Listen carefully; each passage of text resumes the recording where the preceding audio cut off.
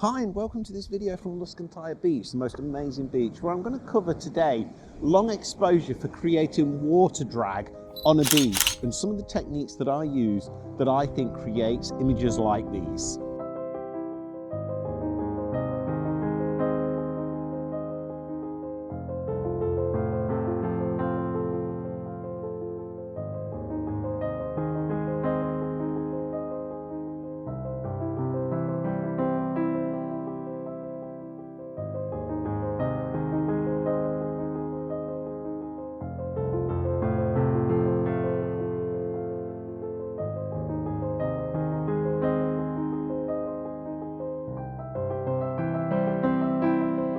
So first things to say is really you need some kind of foreground feature.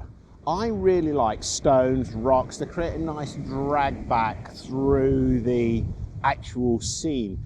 Beach scenes without any features can work, but I think they're a little bit less artistic. You don't get quite as much detail in the image that you're looking for. So what I'm going to do is I'm going to scope out the scene here. And then what I'm going to be doing is just going through my settings and the kind of timing that I do to capture the scene. So here's an example of some that I've captured with no foreground features. I really like a shutter speed of between 1/2 and 1 second. That gives a really nice amount of drag back. What I'm using today in these conditions, it's really cloudy on the horizon today. I'm using an ND8 filter just to give me that timing perspective at about between f8 and f10, just to give me that timing that I require.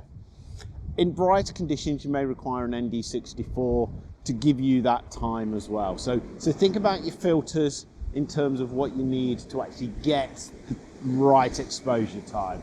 So I don't know what you think about these images, but I think that yes, they work, but they just lack that foreground feature. But I do really like the actual drag back and also the pull forward as the wave rushes up to the beach. And this is the foreground feature that I have decided upon. I really love the arc of the rock. So let's get the tripod set up and get the filters applied and get our exposure in.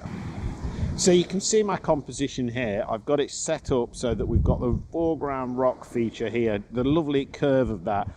When I was here last night with my friend, the sea was coming over that. We've just got a few more minutes for wait to some of those waves to get over this rock again.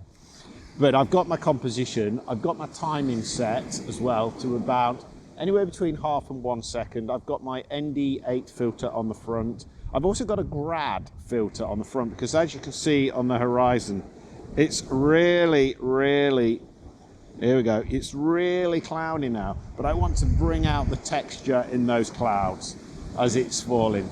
So that's my composition.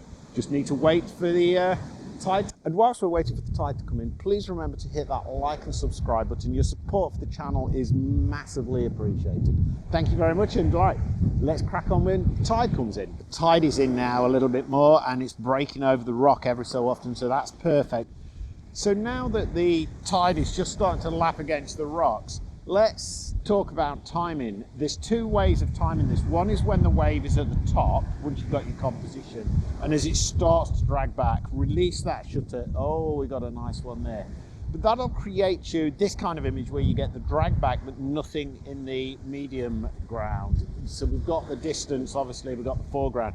But what I'd like is to get the drag back with a wave in the middle tier. So it's a question of not just timing the drag back, but also timing the wave that's breaking behind it. That to me is what's critical. You need to release the shutter, not just when the wave is at the top, right in the foreground.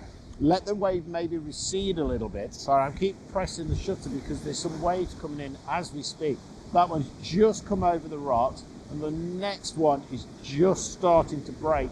So what we've got is this kind of image where we've got the drag back and we've got the motion of the wave in the background as well. So we can get the drag over the rocks, we can get the wave in the midground. So we've got foreground, midground and background attraction to these kind of images. And like all things, this is just practice. I just recommend getting out there, finding out your own style. What shutter speeds do you prefer? I prefer 1/2 second to 1 second. You may prefer something completely longer. Much more than 1.3, 1.5 seconds, you'll start to get too milky in effect, I think. below half a second, it will really freeze some of the action that you might not want to freeze. So, but practice, that's my advice. And right, I'm going to capture these images. I'll put the gallery of images with some of the technical information in just 1 second. Please remember to hit that like and subscribe button if you found this very quick video useful. And let me know in the comments below if you've got any questions or any comments on which ones you prefer and whether you agree or disagree with my techniques here. Thank you very much for watching. Until next time, please enjoy this gallery.